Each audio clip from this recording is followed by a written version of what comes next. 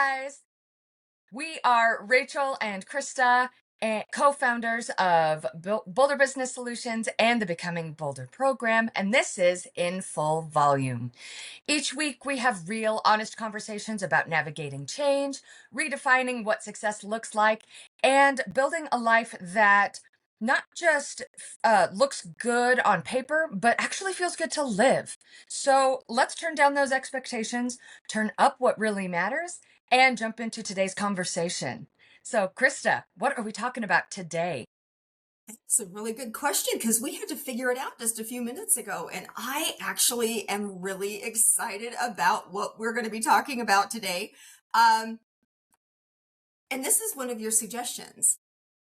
It's the concept of, and I think I think so many of us, as far as I think it's very easy for us to get caught up in this, is when you think of all the things that you're doing, personally, professionally, the whole gambit, are are you still doing things the way that you're doing them? Are you sticking with something out of love or genuine, you genuinely enjoy it, or out of obligation because that's what you've always done? And I just think that's going to be a really interesting conversation to kind of go down both sides of that rabbit hole with you. Yeah, no, I think that's absolutely fantastic. I think it's a question that a lot of us avoid asking ourselves because we are avoidant of the answer.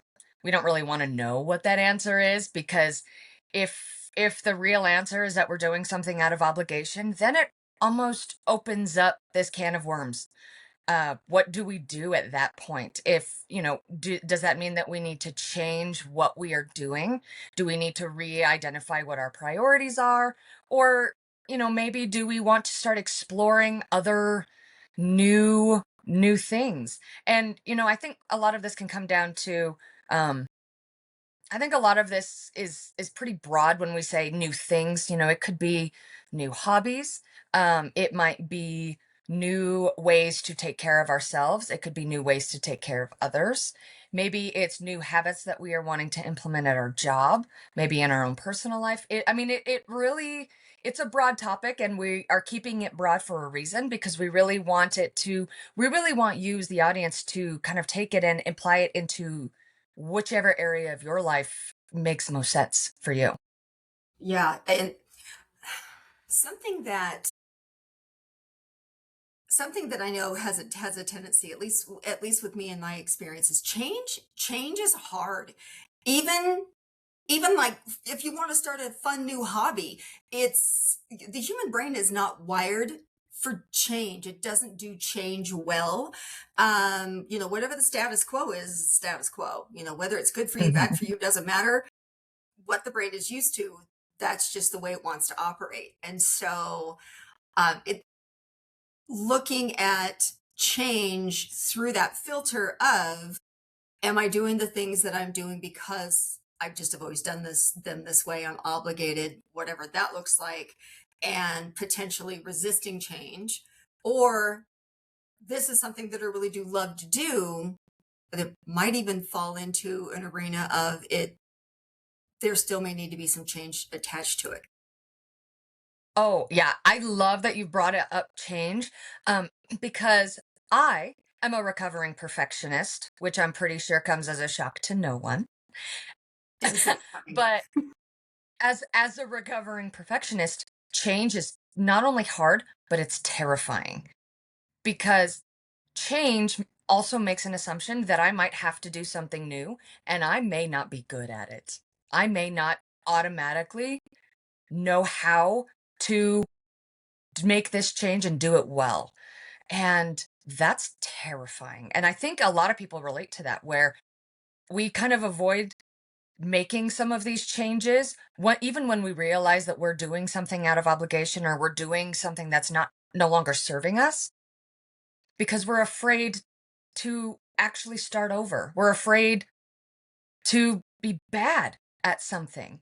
And one of the things that I really want to point out, because when I learned this, it changed the entire way that I viewed change. And that is when you think of the word amateur, It comes from the Latin root amare, which means to love. You can be an amateur, a newbie starting out. You are ex- embarking on this brand new change, and you can be bad at it. But that's okay because an amateur is doing something out of love. That's the root of the word. And to me, when I heard that, that changed the way that I thought about change. That changed, ironically, that changed the way that I viewed how, the things that I am doing. Am I doing it out of love or out of obligation? And it kind of made that decision a lot easier for me. Really cool. I did not know that. Yeah. It's That's a really cool reframe because to me, anytime, especially in a professional arena, if I felt like I was an amateur, that was not a good thing. That was a wow, I gotta really hustle here. I gotta develop my skill set. I need to learn something different. I need to, whatever. I mean, there's a million answers to that. Um, that's a really interesting that's really interesting to know because I actually love that. That's going to be a new filter for me. And that is super cool. For me, I'm the opposite. Shockingly enough is shockingly enough is for me change. I'm a change junkie. And Mm. that's not a good thing. Okay. Okay. That's kind of a blanket statement that applies to me. Um, Mainly because I became like it's the dopamine, it's the change, it's the doing the new thing. I think where many of us on the other side of that coin, you're either the, oh, I'm the perfectionist, I don't want to screw it up, and so you hesitate to change. I think there's also a lot of us who want change so badly in whatever arena we're in. It can, maybe it's a health thing or it's a career thing or I don't know, whatever it is. And we want change so desperately that we want to just keep trying new things, hoping something sticks. And when we do that, usually nothing does, because change really does take time. I remember back in the day when it was, it takes 21 days to form a habit. Not true. It's actually 66 because your brain has to Really? develop. Yeah, your brain has to develop new neural paths, like brand new ways of thinking of, oh, this is the way we do things. That's all a habit is you wiring your brain in a way that says, oh, this is how we do things. And it for me anyway, it was super easy to go, oh, change, this is going to be fun, this is going to be wonderful, I'm going to love it, and all these wonderful things are going to happen. And then I try to do all the changes all at the same time, which that's another conversation we can have here in a minute. Try to do all the changes all at the same time, which I think, a pretty average human can maintain that for a few days, maybe even a week. And then one thing, you let one thing go, and then one thing becomes two things, and then it becomes 12 things, and then it becomes all the things. And I think what's so detrimental about that, at its very core, is the fact that then we kind of turn it in on ourselves and go, well, I don't know what's wrong with me. I'm an absolute failure. I can't do all of these things. Well, no, you're not wired to do that. Your brain goes into that survival space of, oh, this is not, danger Will Robinson, this is not how we operate. And it will create scenarios in order for you to not do the things that you say you want to do because it feels opposite of what the brain believes is normal. Yeah. That's a really interesting way to look at that. I wonder if not wonder, you kind of brought it up, but now trying to, now you feel like you want to change everything. And you want to start different things. Maybe that's, what, I want to run a 5K, and so I'm going to start running every day, but at the same time I also want to start eating healthier, and I also want to wake up at 5 a.m., and then I also now want to start reading a new book every month, and maybe I want to start talking to or start seeing my friends more often. And then all of a sudden you have all of these changes that you're wanting to make, and change is hard. And I think one of the things that, oh, hello. Thank you so much for joining us today, Fred. I think one of the things that we really run into is, um, are we still asking ourselves, are we making these changes out of love or obligation? Are we doing this because it really is something that we are really excited about, that we really feel like we can stick and commit to? Or is it something that um, we we are now doing out of obligation because we feel like that's what's expected? Yeah, we Is it have some to. right? Is somebody else in our life running that 5K and now we're like, well, if they're going to run the 5K, I think I need to as well. I am so sorry. I need to move my cat who Why is are we the size of my apologizing? computer. Hi, Oh, Fred. hi. I know you really want to join, but unfortunately, you do everything out of love, not out of there's no obligations here. Well, and sometimes obligation, actually, I'm just a second here. It's formulating. Fred, you distracted About that. me. Um, obligation, actual obligation is mainly external. And sometimes it's a good thing. So it may be a health scare. It may be oh, I got to get my cholesterol under control or whatever. And so, yeah, I've got to make change for whatever this thing is in front of me. Um, but again, you're right. I mean, this is what, especially women. Oh my gosh, we don't do anything halfway, regardless of personality, wiring, situation. We all have this go big or go home mentality, and especially when we're so highly capable. You know, Yeah. I think that anyone in general, it just tends to, in the conversations that I have, I really notice this in women, especially the ones that are just so incredibly capable, and they're taking on all of the things and saying yes to so many things because they can doesn't necessarily mean that they should. And then they wake up one day and Yeah. they all of these things are hanging off of them, and they have so many things on their plate that this is when many women are like, I need to make some changes. They're hard because it means boundaries. It means you're going to upset some people. It means that you're going to have to take ownership of, oh wow, I'm the reason I'm here. That's the hardest thing for me is the man, it's my own fault. This is all me. Yeah. This is all on me. And then being willing to do the small daily incremental changes. That's where it gets hard. That's where it gets incredibly hard. Um, I have a question for you. Yeah. Is because you are my all things expert as far as incremental change. Yeah. What are some suggestions? What are some, actually, I'm going to ask it differently.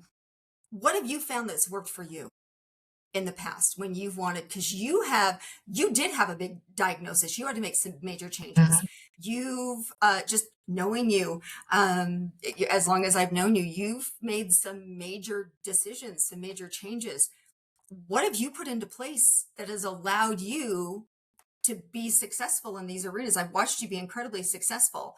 um, Share some of your insight and share some of your knowledge.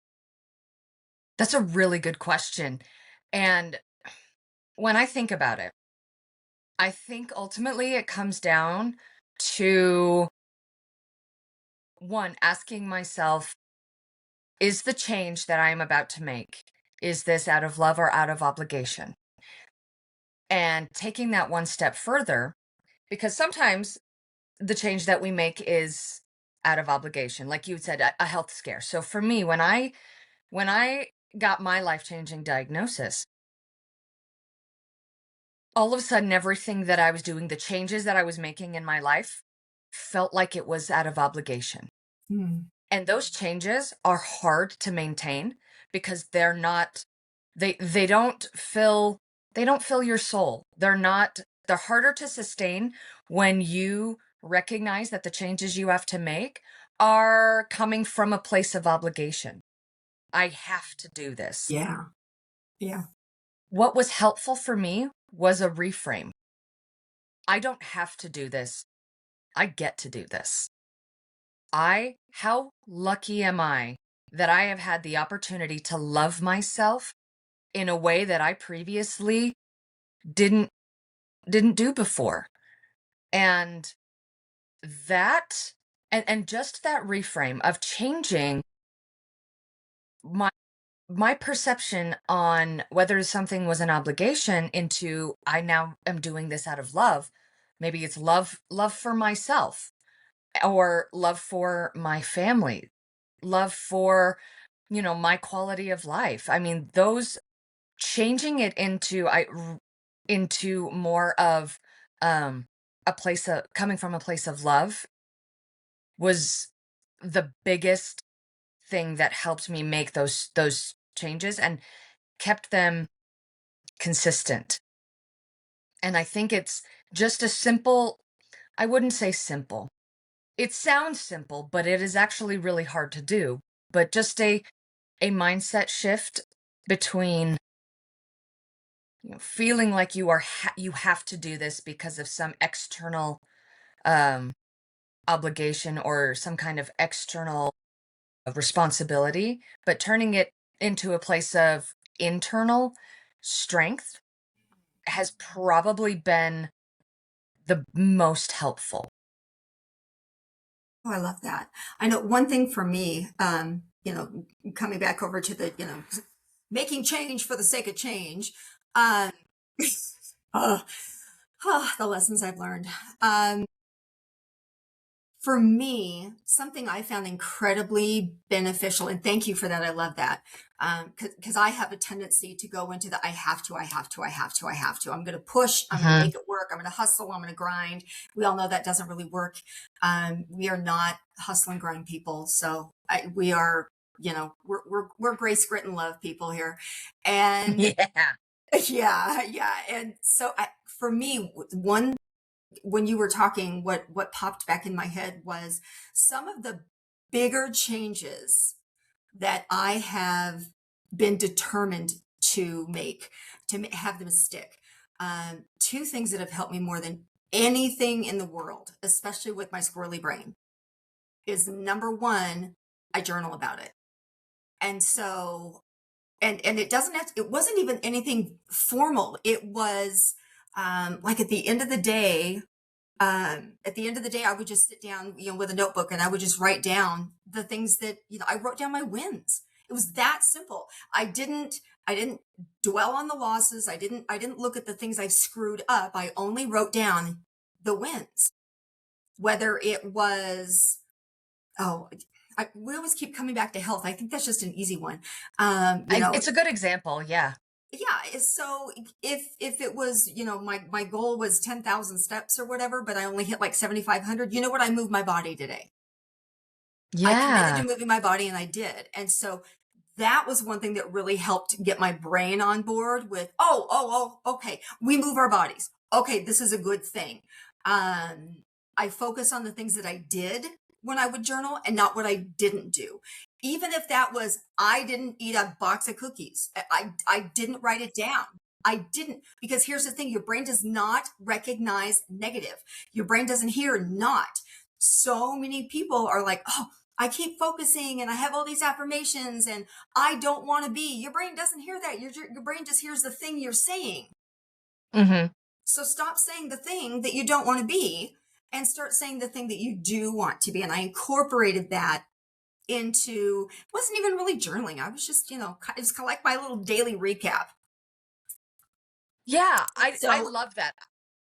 I think it that's was, I chose fantastic. healthier options. I ate Yeah. fruit. I didn't talk about, I didn't eat cookies, but I didn't eat cookies. But if I think Yeah. about that, then I don't want cookies. I want cookies right now. So, so maybe not the best Right. example because now I really want cookies, but that was really helpful as far as like that reinforcement piece for my brain to go, this is who you are. This is what we do. This is our MO. This is how we live. That was super helpful. The other thing was accountability. I am the worst self Yes. accountability person ever, because here's the big old deal.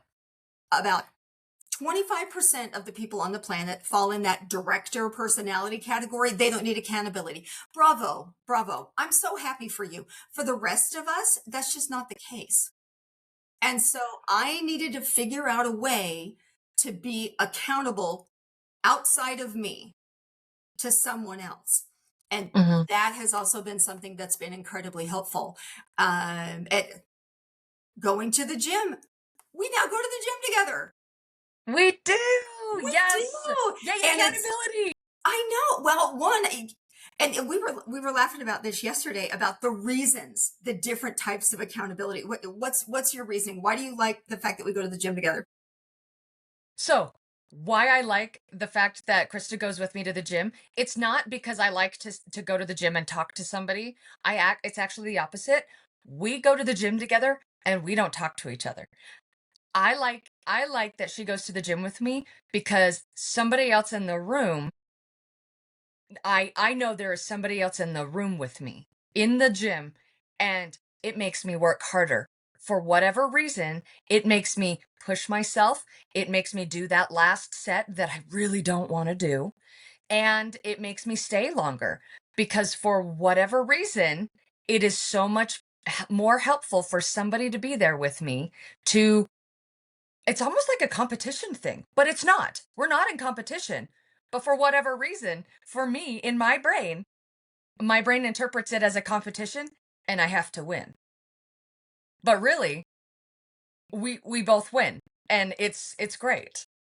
Yeah, What is there's your the reason? director in the room. Yeah, yeah. That's your director. Super competitive, super competitive. For me, it's very different. But I'm very similar though. I don't want to go to the gym and hang out with my buddies. I am not as Yeah. chatty as I am, as social as people think I am. I don't want to go to the gym with somebody because I just don't. Um, I want to go put my earbuds in and whatever it is I'm doing, I just want to do it. I want everybody to leave me alone, just whatever. But the reason that I love having the level of accountability that you and I have is because then I will go. Once Yeah. I get there, I'm fine. This is me in every area of my life. I don't want to go anywhere. I don't Yeah. want to go. If there is a party at someone's house and I'm the guest of honor, I don't want to go. It's the going part. I don't know if it's just, my weird neurodivergent brain or whatever, but once I get there, I'm fine. And so knowing that Rachel's going to be in the parking lot wondering where the hell I am if I don't show up, it gets me to the gym. Once I'm there, I'm fine. I'm Mhm. fine. And so I think it's super interesting that we have very different motivators, but we still get the same results. We're still showing up, we're still doing our thing.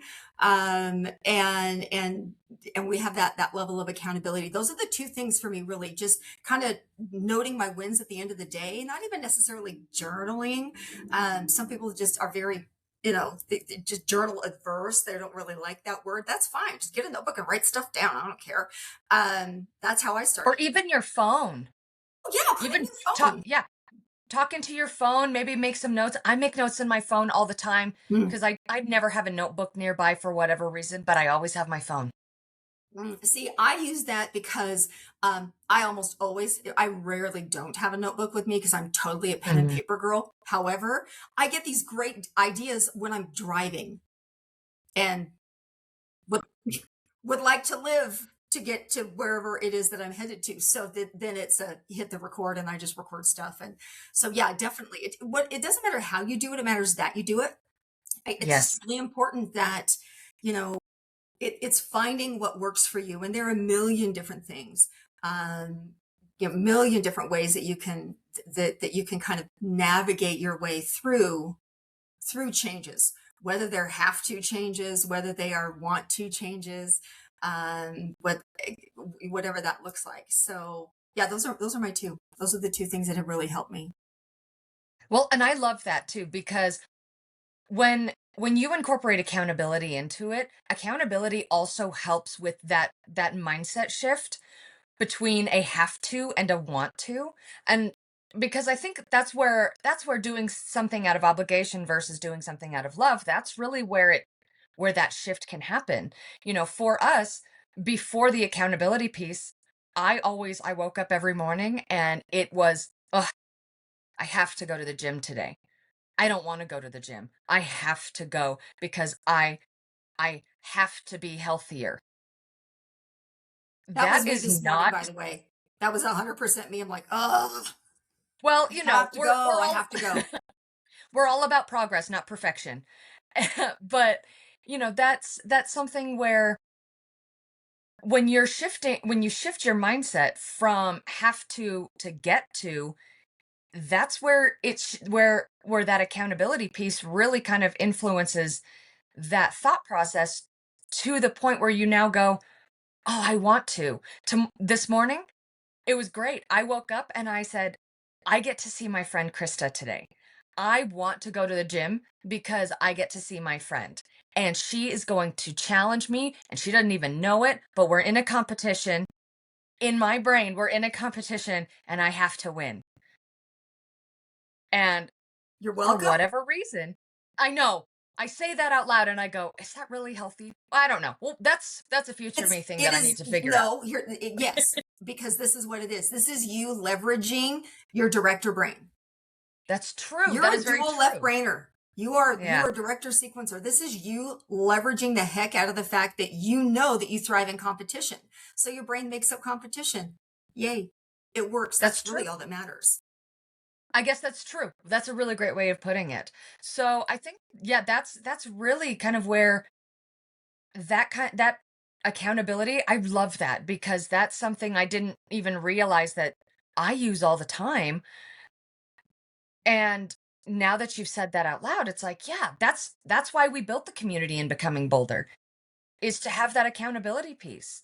That's why we built our 60-day Boulder experience, to create an environment where accountability is key, and to create that mindset shift between a have to then a get to, and then finally to want to. And that's a shift that is really best done with other people. Oh, yeah, most definitely. I mean, we we were designed to live in community. We were not created to be an island. We thrive in community. And so yeah, there's some really, yeah, we've got some really fun stuff inside of there to help it to be able to help support.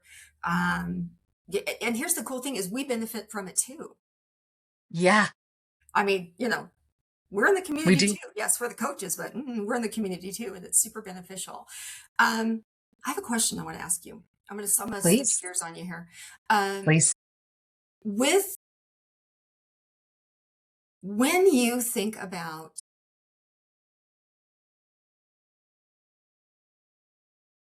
here are all the changes that I'm wanting to make, or here's one specific change that I'm wanting to make.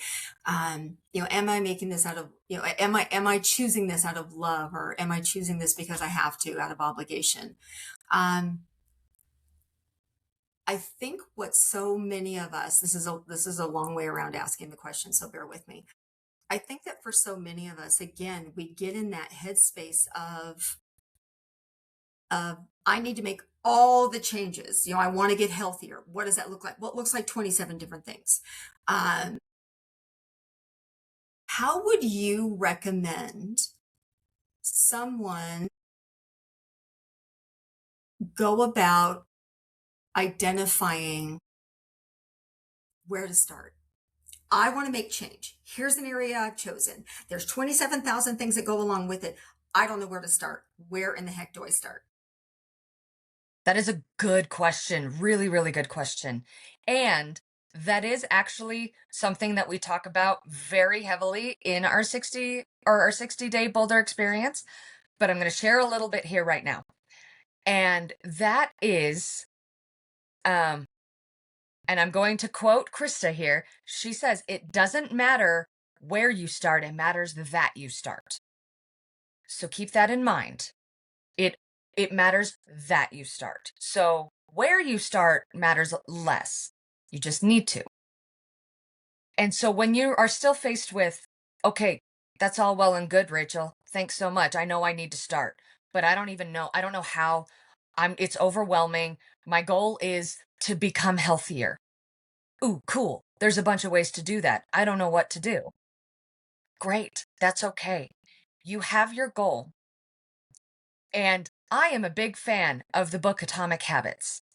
And all of that is breaking down this macro goal, your big overarching goal. I want to be healthier, into micro steps or micro goals.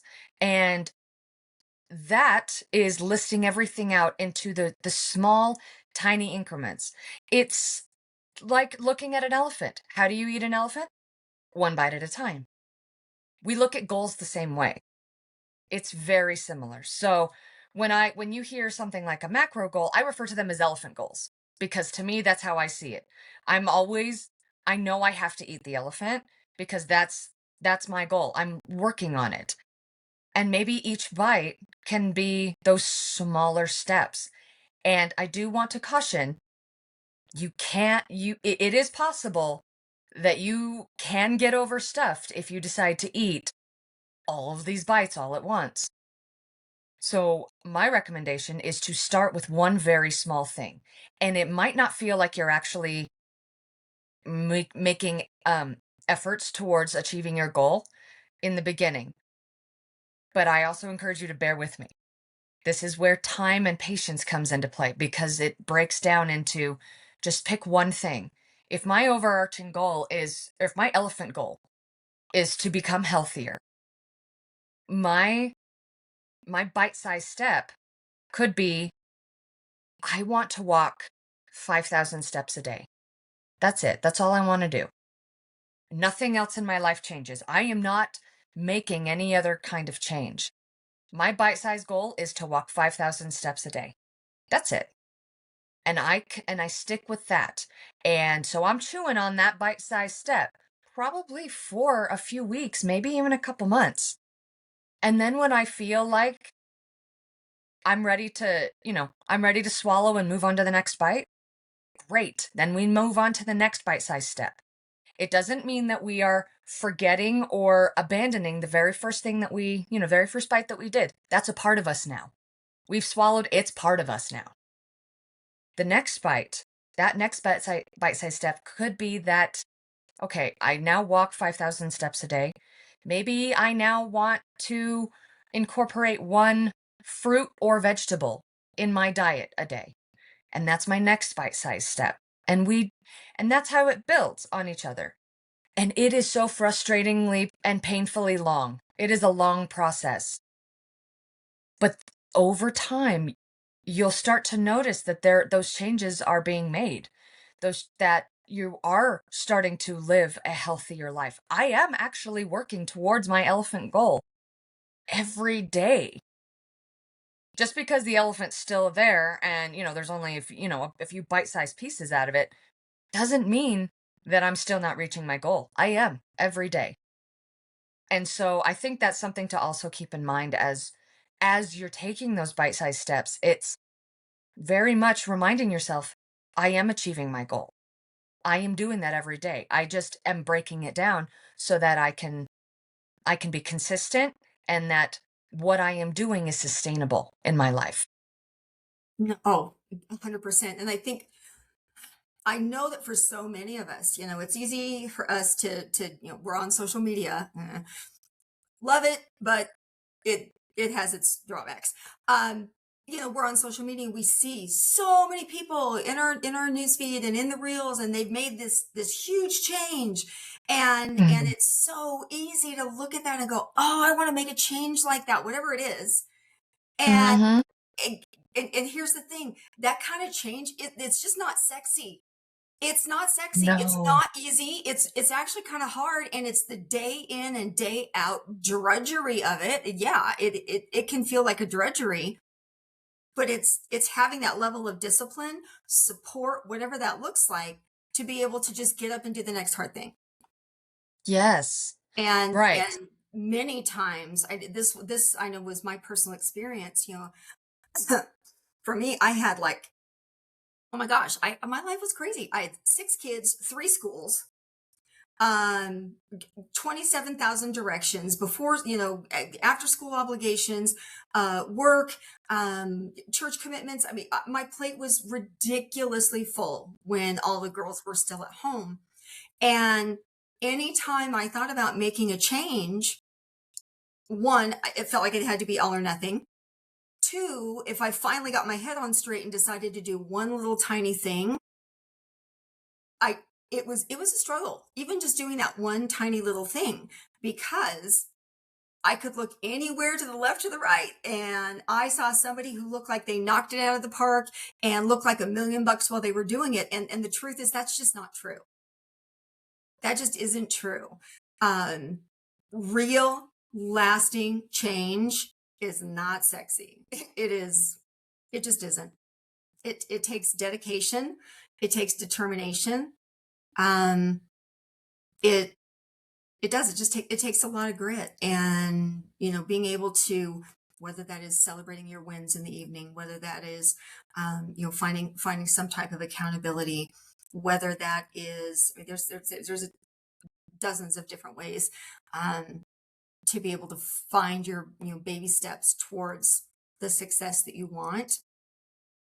At the end of the day, being able to have that filter of, I did what I said I would do today. That's the game changer. I did what I said I would do today. Yeah. Not next week, not next month, not next year. I did what I said I would do today, even if it's just one thing. Because what that does is then your brain starts to believe that you are someone who does the things you say you're going to do. Yeah. That Absolutely. that's the game changer. When you can get your brain on board, that's the game changer.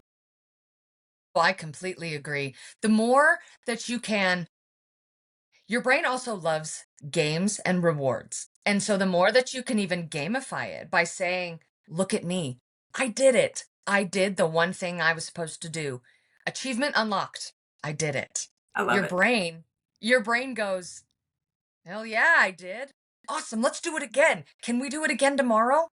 Yeah, we can. And it takes a while. And I do want to point out, because you had mentioned about comparison. Comparison is the thief of growth. Comparison is the one thing that can undermine the entire process. So do be cautious. Avoid comparison at all times, because really at the end of the day, the most important thing and the most important person in your journey is you. You are and you alone are going to be the only person who can navigate these small changes. Most definitely. Oh my gosh, this has been a wonderful conversation. I agree. Oh yeah, this was fantastic. Thanks for sharing everything that you shared. Um, yeah, I feel like there's going to be a continuation conversation around this. A So part two? a part two. It could be a part two. Thank you everybody for joining us today. If there was anything that Rachel or I shared that just kind of sparked something in your brain, gave you something to think about, we would love to have you share it in the comments below. And if you're navigating a change, if you're wanting to make some changes in your life, whatever that may look like for you, and you're wanting to possibly connect, go ahead and just click on the link below in the comments and schedule a free call with Rachel and I, and take your first steps towards becoming bolder. Last but not least, as we wrap up today, please go ahead and subscribe if you would like to hear more conversations about becoming bolder and building a life that feels more like your own. So until next time, keep showing up in full volume. Bye, everybody. Bye.